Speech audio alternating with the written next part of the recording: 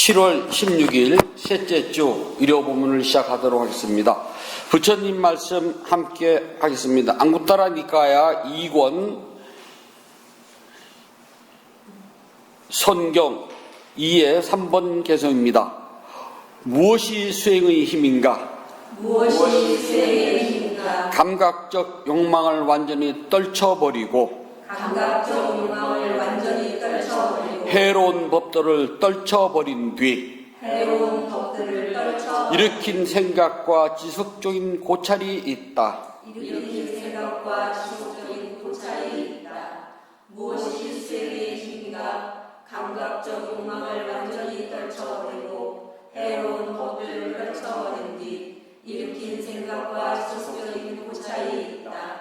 무엇이 수행의 힘인가? 감각적 욕망을 완전히 떨쳐버리고 해로운 법들을 떨쳐버린 뒤 일으킨 생각과 지속적인 고찰이 있다. 네, 편안해주세요. 수행의 힘은 있잖아요. 두 가지랍니다. 생각과 지속적인 고찰. 생각은 뭐냐면은 마음이 처음에 일어납니다. 예를 들어서 망상하면 망상을 알아차렸잖아요. 일으킨 생각이에요.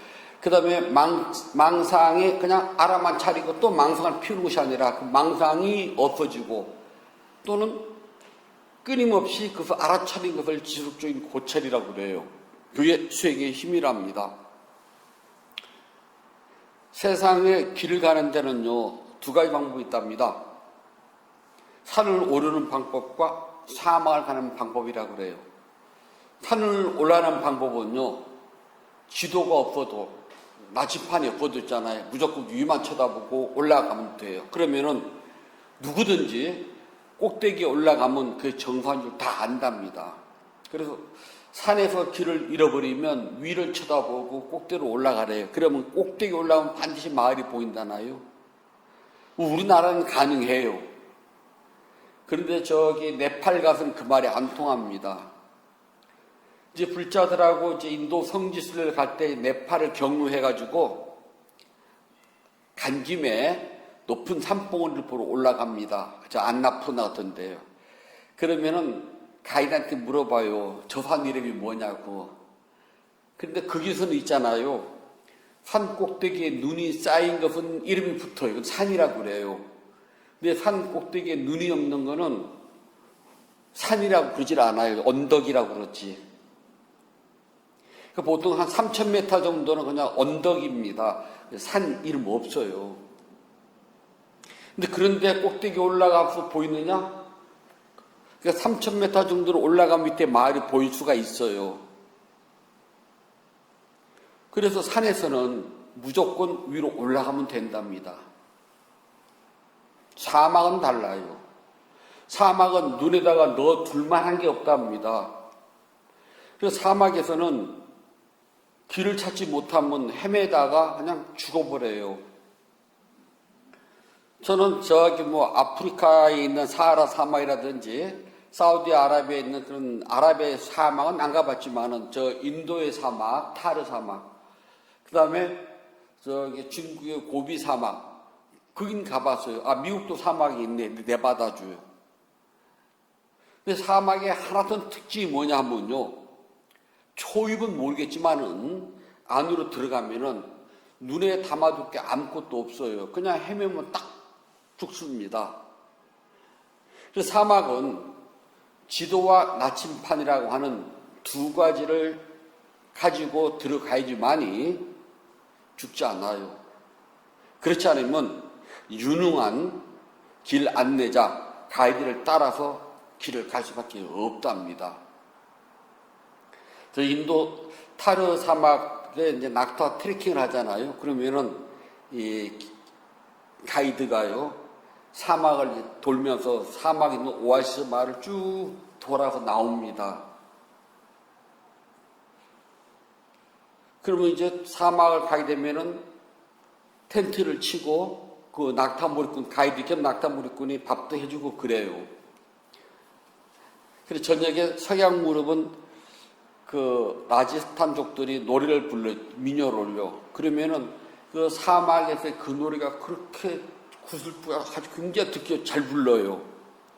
근데 거기서 내가 짐을 잊어버리잖아요. 내 손 떠나면 내 거 아닙니다.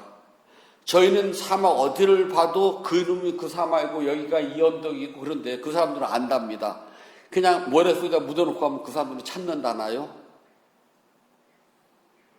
그러든지 말든지 사막은 지도와 나침판이 없으면 찾기 힘든 데가 사막이랍니다. 그런데 사막을 가는 사람이 아무리 좋은 지도와 아무리 좋은 나침판이 있어도 볼 줄 모르면 헛거예요. 오히려 짐만 된답니다. 저희 군대에서 할 때는 독도법이라고 그래가지고 지도 보는 걸 가르쳤답니다. 배우셨지요? 그러면은 북쪽이 있잖아요. 지도상 북쪽을 진짜 북쪽하고 맞춰야 되거든요. 그래서 저 북극성 있는 그 북쪽은 우리가 진북이라고 그러고요.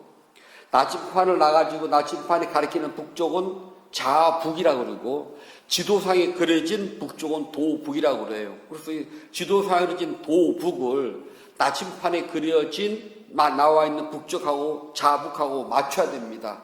그래야지만이 지금 이 지도상 북쪽은 저기고 나는 여기에 있구나 하고 찰 수가 있거든요. 그래서 지도 보는 법, 나침판 보는 법을 배운답니다. 안 배우면 소용이 없어요. 왜 이 말을 하냐면요.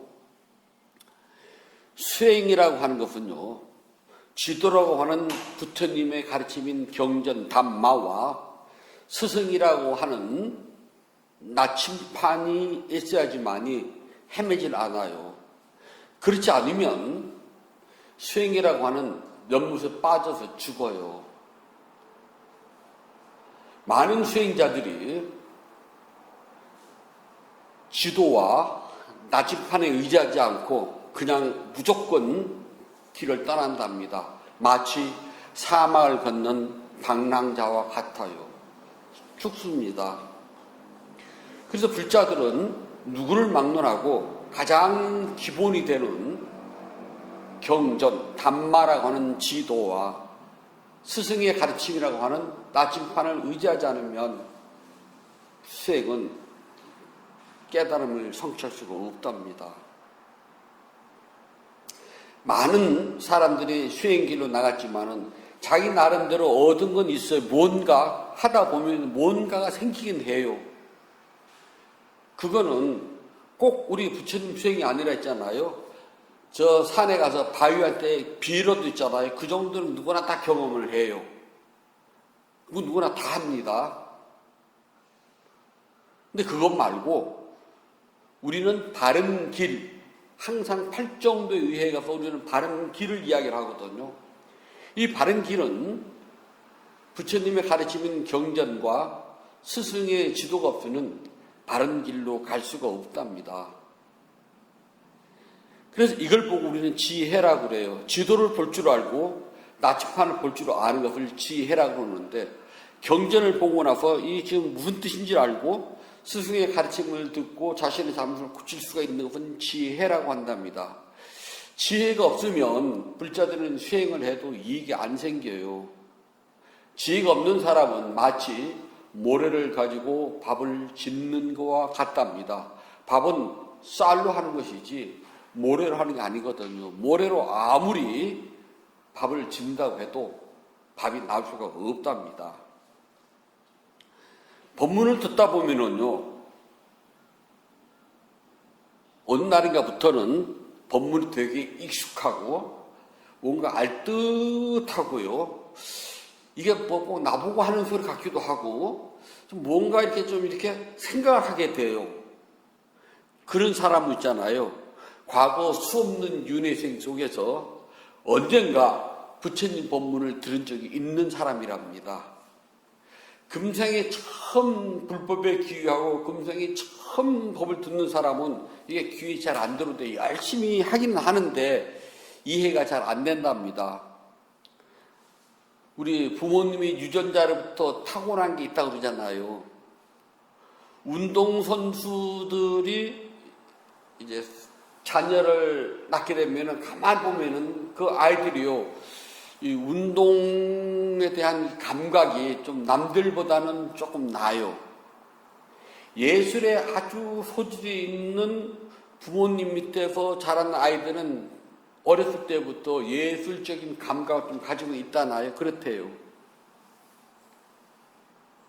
그래서 금생의 스님이 되는 것도요, 과거 수 없는 윤회생 속에서 언젠가 한번 됐던 사람이 스님이 된 것과 금생에 처음 발심을 해서 스님이 된 사람 다르다고 그래요.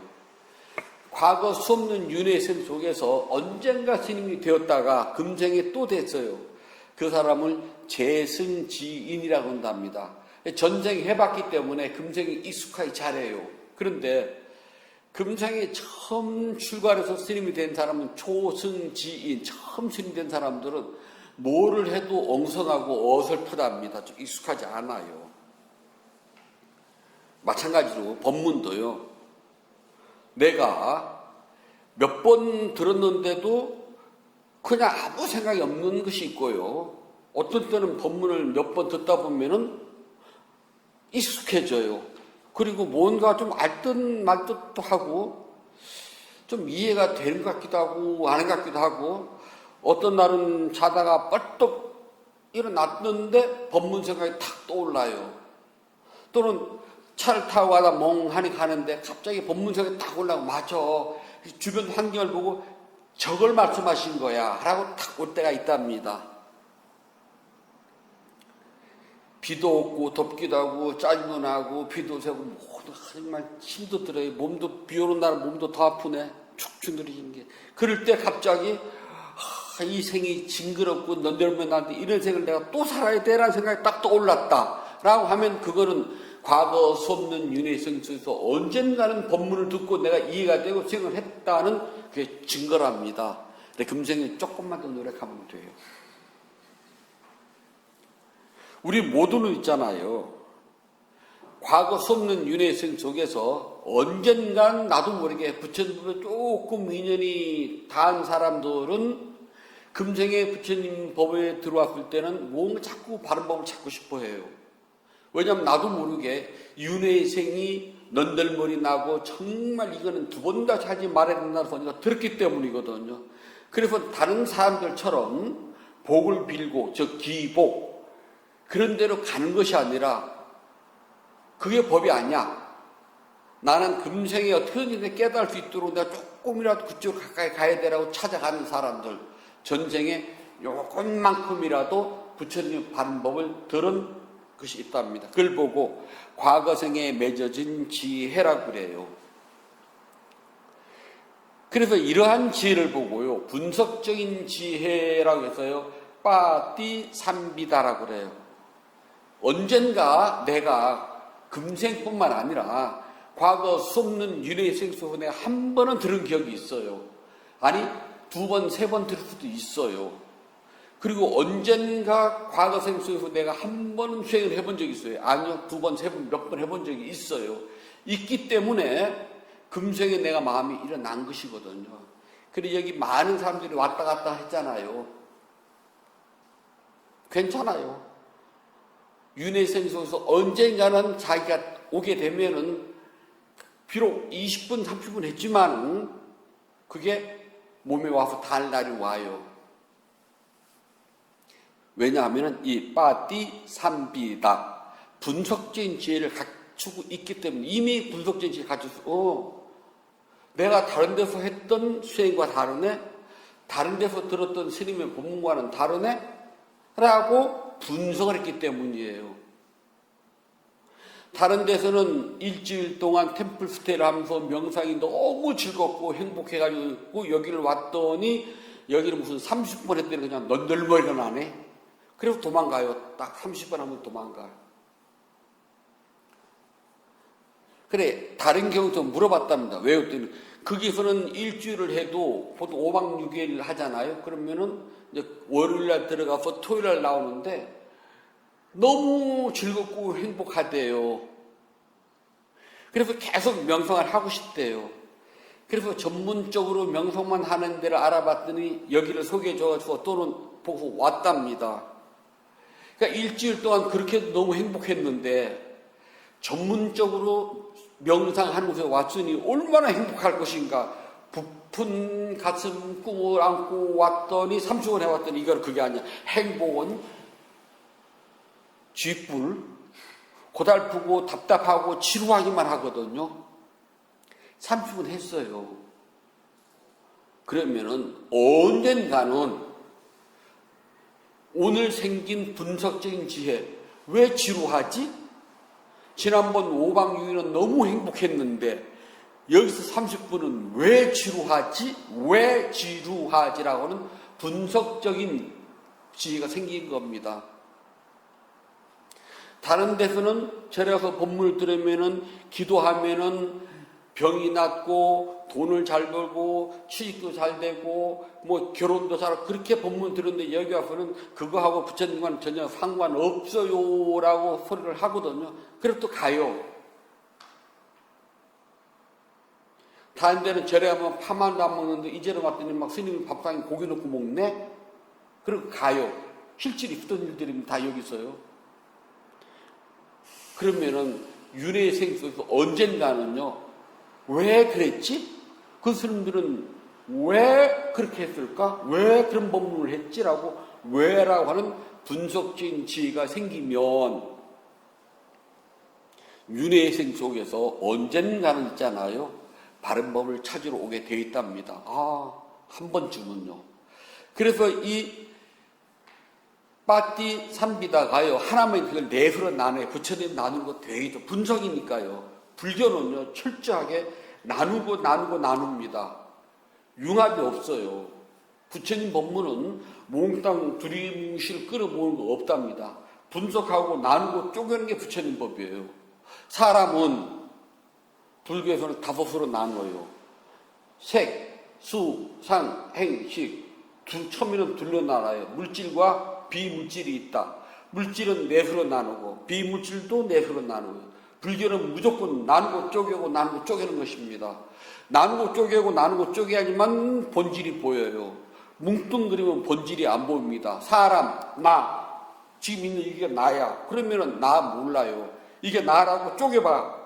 물질 4가지, 정신 4가지. 또 쪼개 보니까 그 어디에도 나라고 할 만한 것이 없다가 불교거든요. 그래서 불교는 다 쪼갭니다. 쪼개야 돼요. 마찬가지로 여기서 말하는 분석적인 지혜도 또 쪼갭니다. 넷으로요. 첫 번째는 아타빠띠 삼비다. 종합적으로 이해를 하는 겁니다. 내가 스스로 수행을 해가지고 나만의 체험이 있어요. 그건 누구도 몰라요. 누구와도 같지 않아요. 비슷할지 모를지언정 내가 수행해서 체험한 것은 오직 내 것입니다. 그래서 내가 체험한 것을 가지고 부처님이 하신 법문을요, 이해가 돼요. 내가 수행한 것만큼, 내가 수행을 해가지고 얻은 것만큼 이해를 해요. 아타 나잖아요, 나. 그래서 내가 수행한 것만큼 분석을 해서 이해를 해요. 네가 이해하면 틀려요.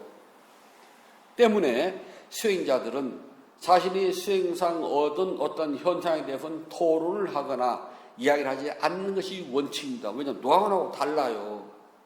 같지가 않거든요.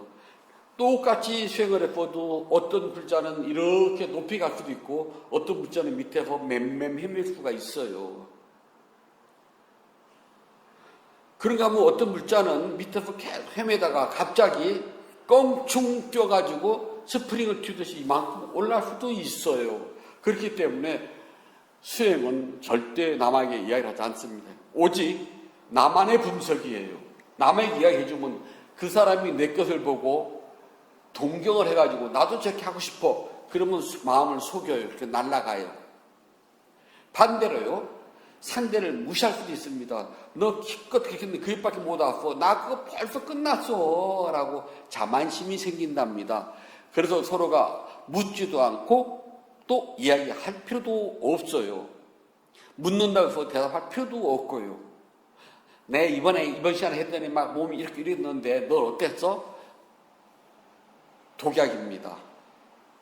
왜냐하면은 여기서 말하자면 아타 빠띠 삼비다 이 안에서는 있잖아요.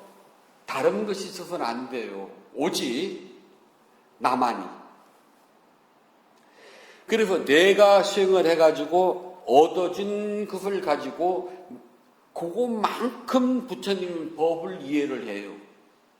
더 깊은 법을 이야기해줘봤자 통하지도 않아요. 몰라요, 나는. 딱 그만큼. 두 번째는 담마 빠띠 삼비다라고 하는데요. 수행은 안 했지만은 경전을 자꾸 보다 보니까 어느 날 경전에서 말 뜻을 이해를 하게 돼요. 문단 구조를 이해를 하고 이게 무슨 뜻으로 말씀하시나를 이해를 합니다. 문자적인 이해를 해요. 그래서 경전을 분석을 합니다. 그래서 경전, 즉 글을 통해 가지고서 지혜가 생겼기 때문에 글을 통해서만 이리 나누고 저리 나누어 가지고서 한답니다. 그런 사람들 많잖아요. 경전 박사분들이요. 그걸 말합니다. 그냥 수행은 안 했지만은 경전을 열심히 보다 보니까 경전에 대해서 이 말뜻을 나름대로 이해를 해요. 아, 이 말뜻은 이런 거야. 그래서 이 문장과 저 문장을 비교할 줄 알아요. 그걸 보고 절에서는요, 경안이라 그래요. 경을 공부하는 학인들은 어느 날 경을 보다 보면 있잖아요. 이게 문리, 글의 이치인데 우리가 그냥 물미 났다 그래요. 물리 났다는 거, 물미가 나요. 글이 막 공을 계속 읽다 보면 어느 날 자기도 모르고 있잖아요. 글이 저절로 읽으면서 해석이 착착착착 되는 날이 와요. 저절로요. 그리고 더 하다 보면은 일단 물리가 났습니다. 하다 보면 경전의 뜻이 이해가 돼. 앞에서 말한 거하고 뒤에서 말한 거하고 왜 좀 다른데 이상한데 앞뒤로 왔다 갔다 하면 여기서는 이 뜻이었고 여기서는 이 말이 이 뜻이구나. 단어는 같은 단어인데 설명하고자 하는 내용이 앞문장과 뒷문장은 이렇게 다르구나 하는 것이 드러나요. 그걸 보죠. 경안이라고 합니다. 경보는 눈. 근데 경안이 열렸다 그래요.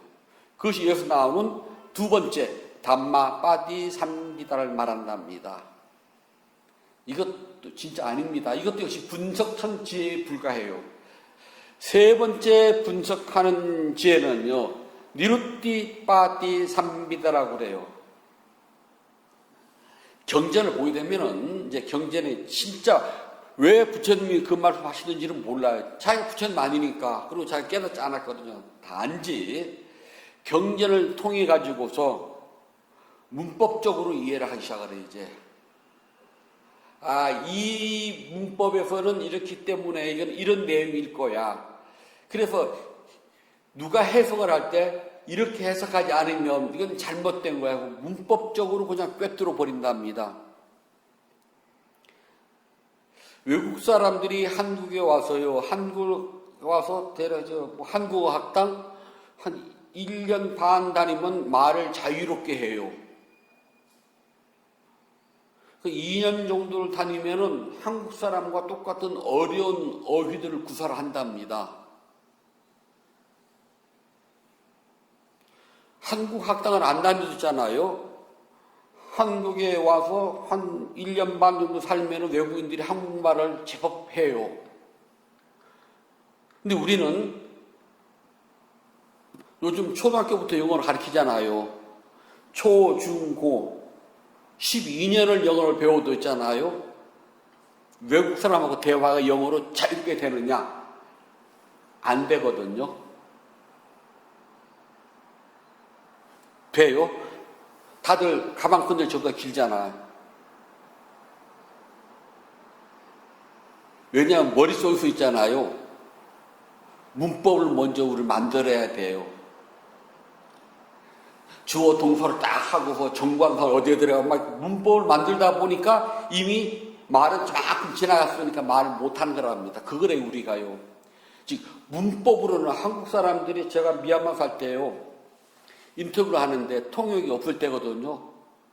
근데 몇몇 비구니 스님들은 한 2시간 전에 방에 들어가더라고요. 저야 뭐 어차피 이래도 못하고 영어 저래도 못하면 막 손짓 발짓 하면 되거든요. 수행은 가르치는 스승이 답답하지 배우는 제자는 하나도 안 답답해요.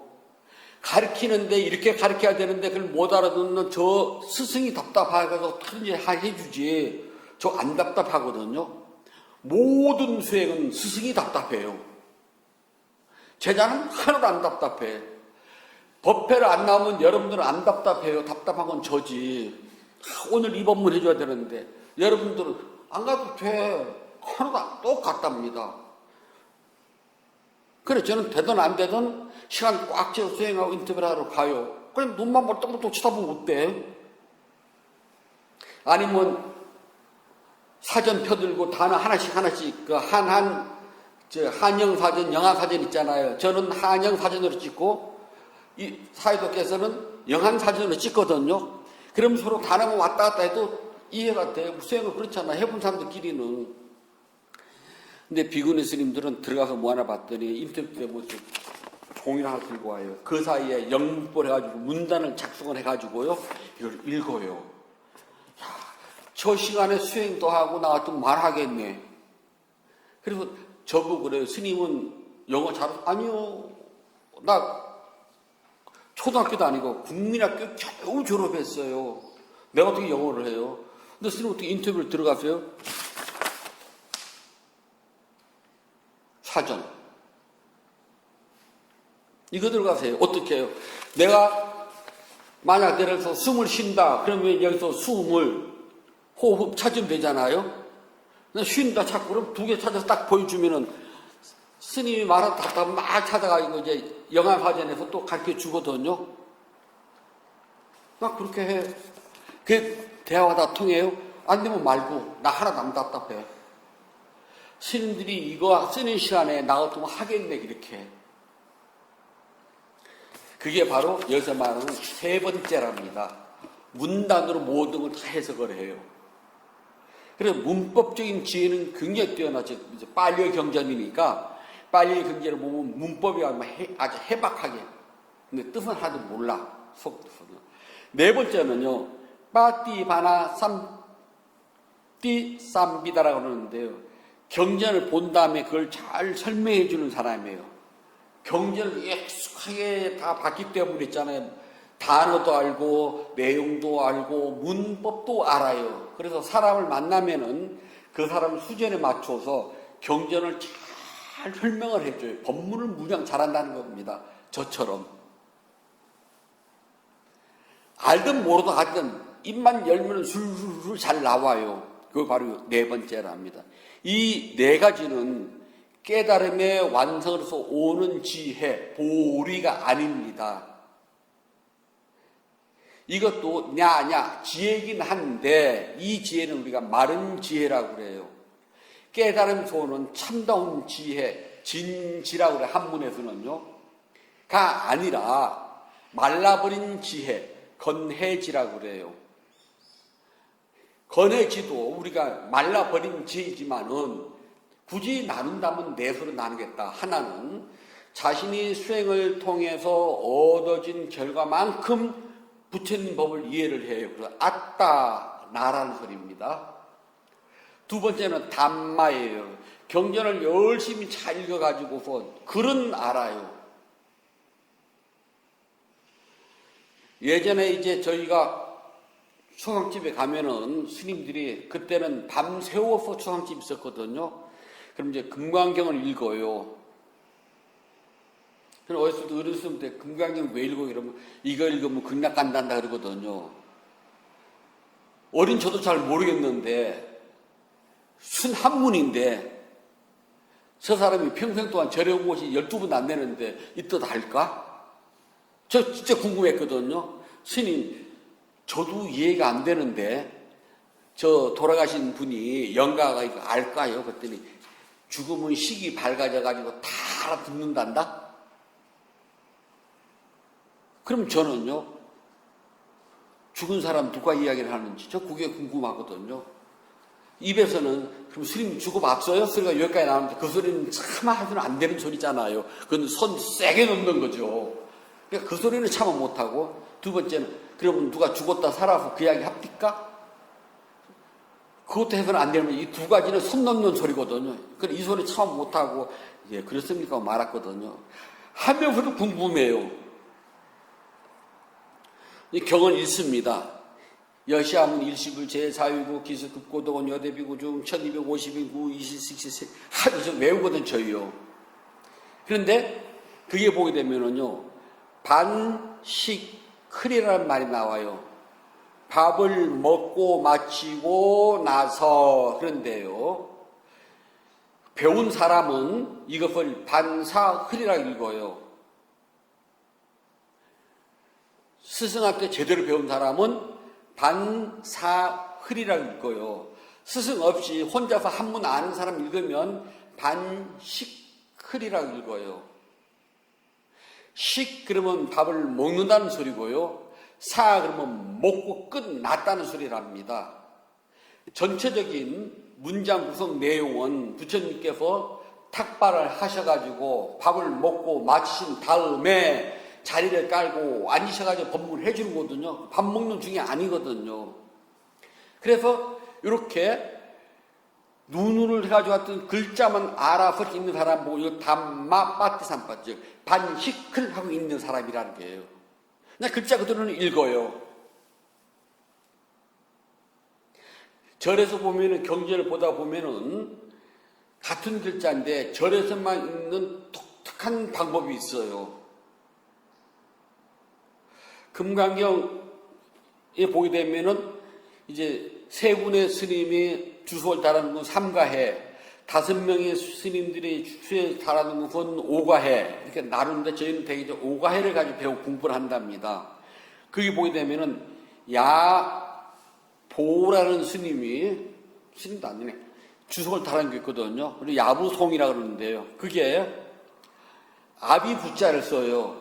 덜야자에 아비부자를 읽어요. 그런데 스승을 통해서 배운, 정식으로 배운 사람은 야보라고 읽어요. 이름이거든요. 근데 스승 없이 혼자 배운 사람은 그걸 야부라고 읽어요. 그 소리만 딱 들어보면은 스승을 통해서 제대로 배운 사람인지 아니면 혼자 한문을 배운 사람인지는 금방 저희는 알거든요. 몇 마디 부르면 금방 알아요. 이렇게 글자를 통해서 아는 거죠. 야보와 야부를 분별하지 못한다는 것. 글자를 통해서 배운 사람은, 또는 아까 말한 대로 반사흘인지 반식흘인지를 모르는 사람, 그런 사람 보고 말하는 것이 바로 두 번째 담마입니다. 세 번째는 니루띠라는 것은 이게 지금 반식흘인지 반사흘인지 이게 구별 안 되는데, 밑에 보니까요, 밑에 글을, 윗글과 밑에 글을 문장 내용을 봤더니 반식흘, 반사흘, 밑에 구절이 중요하거든요. 반사흘, 세족이 부처님께서 손발을 닦고 앉으셨다로 나오거든요. 그러면 밥을 먹으면서 손발을 닦을 수가 있느냐? 밥을 다 먹고 났으니까 손을 닦을 것이냐? 반사흘, 세족이 부자, 유자, 이렇게 계속 구절 이렇게 나와요. 밥을 먹고 난 다음에 손을 닦고 자리에 앉으셨다, 깔고 앉으셨다, 법문하기 위해서. 그리고 문장 구성으로 봤더니 이것은 반사흘이라고 해야지 반식흘로 하면 안 된다, 이렇게 안다는 겁니다. 이것이 바로 세 번째에 있는 니루띠랍니다. 네 번째는 이렇게 다 알기 때문에 수행을 통해서 자신이 좀 얻은 것도 있고, 글을 통해서 글자도 알고, 문단 구성도 잘 알아요. 그렇기 때문에 사람에게 법문을 해줄 때는 능수능란하게 이런저런 비유를 들어서 경전을 쉽게 알아들 수 있게 풀이를 해준다는 겁니다. 이게 네 번째입니다. 니루띠.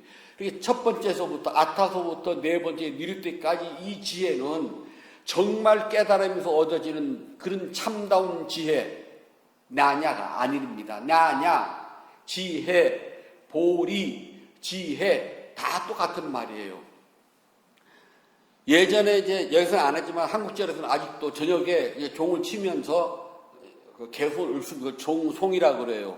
아침에 하는 거 따로 있고 저녁에 하는 거 따로 있어요. 저녁에 하는 걸 보면은 문종송, 번뇌단 지혜창 보리생 그래요.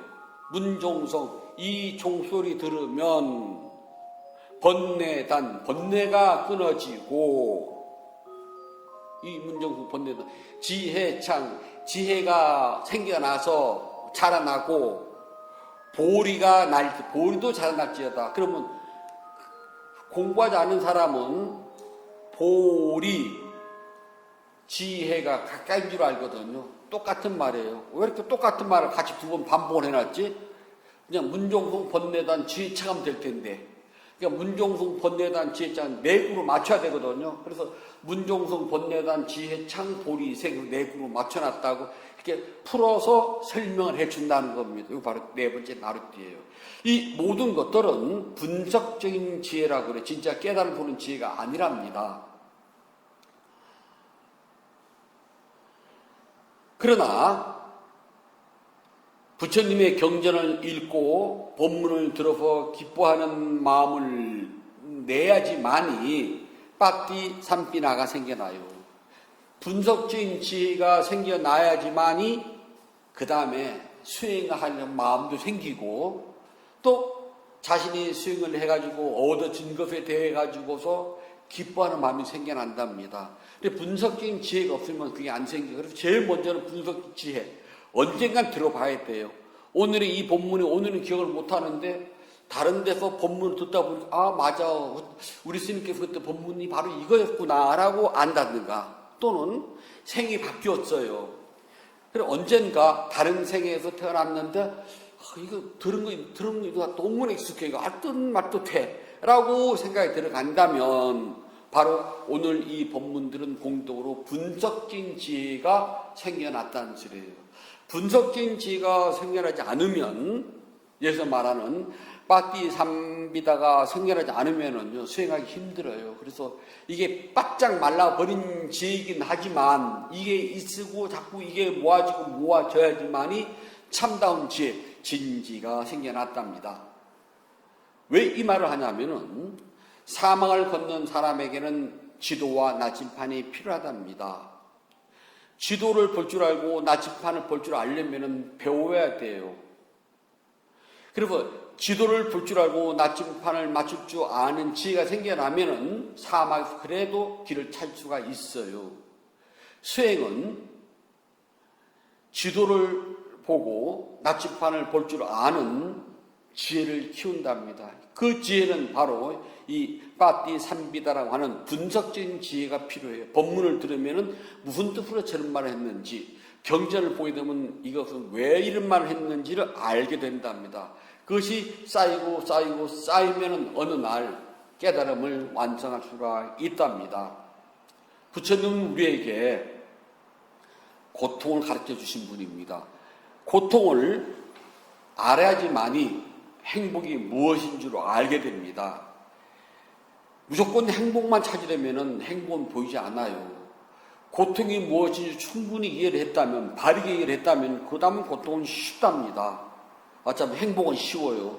그리고 우리 모두는 쉬운 행복을 찾기 위해서 부처님의 바른 법을 찾는 것이지 고통 속에서 몸부림치고 죽자고 부처님 법을 찾는 게 아니랍니다. 불교는 비관론이 아니라 불교는 행복론이랍니다. 그러나 고통을 강조하는 이유는 고통이 무엇인 줄 알아야지만이 행복이 무엇인 줄 구체적으로 알 수 있기 때문입니다. 세상은 지도를 볼 줄 알고 나침판을 가지고 있어도 험난해요. 인생살이는 결코 쉽지 않답니다. 절대 인생살이 만만하지 않아요. 만만치 않은 인생길에서 우리는 죽음을 향해서 가고는 있지만 그래도 좋은 지도와 좋은 나침판을 가지고 있기 때문에 언젠가는 부처님의 바른 법인 깨달음을 실현해서 최고의 행복인 니바나를 성취할 수 있을 겁니다. 그때까지 쉬지 말고 꾸준히 앞을 보고 걸어가시면 됩니다.